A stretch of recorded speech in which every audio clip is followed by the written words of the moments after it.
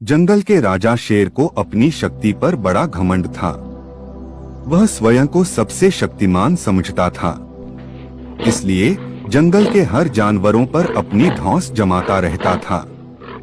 जंगल के जानवर भी क्या करते, अपने प्राण सबको प्रिय थे, इसलिए न चाहकर भी शेर के सामने नतमस्तक हो जाते। एक दिन दोपहर के समय शेर एक पेड़ के नीचे सो रहा था। वहीं एक मच्छर भिनभिना रहा था, जिससे शेर की नींद में खलल पड़ रहा था। वह एक मच्छर से बोला, ए मच्छर, देखता नहीं मैं सो रहा हूँ, भाग यहाँ से, नहीं तो मसल कर रख दूंगा।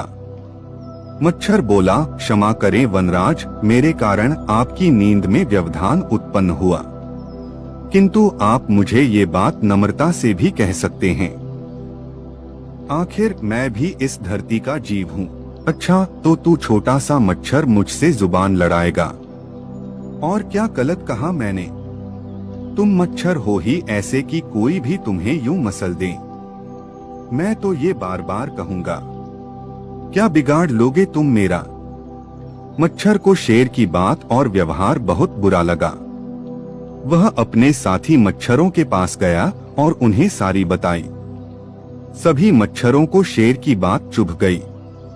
उन्होंने तय किया कि इस संबंध में एक बार सब मिलकर शेर से बात करेंगे। सभी मच्छर शेर के पास पहुँचे और बोले, वनराज, हमें आपसे बात करनी है, जल्दी बोलो, मुझे तुम जैसों से बात करने की फुर्सत नहीं है। शेर बोला, वनराज, आप होंगे बहुत शक्तिशाली, किंतु इसका अर्थ ये कतई नहीं है कि आप अन्य जीवों और प्राणियों का मजाक उड़ाएं या उन्हें नीचा दिखाएं। मच्छर बोले, मैंने जो कहा सच कहा।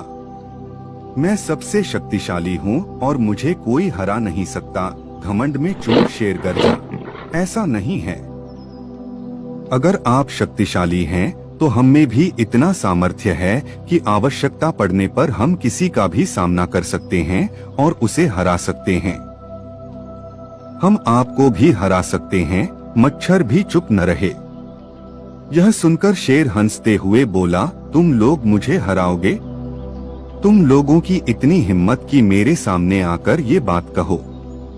मेरी शक्ति का अंदाजा नहीं है तुम्हें, अन्यथा ऐसा कभी नहीं कहते। अभी भी समय है, भाग जाओ यहाँ से, नहीं तो कोई नहीं बचेगा।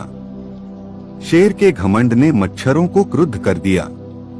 उन्होंने ठान लिया कि इस शेर को मजा चखा कर ही रहेंगे। वे सारे एकजुट हुए और शेर पर टूट पड़े। वे जगह जगह उसे काटने लगे। वह दर्द से कराह उठा। इतने सारे मच्छरों का सामना करना उसके बस के बाहर हो गया। वह दर्द से चीखता हुआ वहां से भागा, लेकिन मच्छरों ने उसका पीछा नहीं छोड़ा।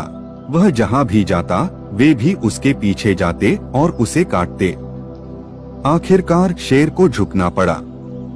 उसने हार मान ली। वह मच्छरों के सामने गिपड़ गिड़ाने लगा, मुझे बख्श दो, मुझसे गलती हो गई, जो मैंने तुम्हें तुच्छ समझकर तुम्हारा मजाक उड़ाया और तुमसे बुरा व्यवहार किया। आज तुमने मेरा घमंड तोड़ दिया है। अब मैं कभी किसी को नीचा नहीं दिखाऊंगा। मच्छरों ने शेर को सबक सिखा दिया था, इसलिए उन्होंने उसे काटना बंद कर दिया। वे बोले, घमंडी का घमंड कभी न कभी अवश्य टूटता है। आज तुम्हारा टूटा है। घमंड करना छोड़ दो, अन्यथा एक दिन ये तुम्हें ले डूबेगा। और कभी किसी प्राणी को नीचा मत समझो। हर किसी का अपना सामर्थ्य और शक्ति होती है। शेर तौबा करते हुए वहां से भाग गया। शिक्षा घमंडी का सिर नीचा।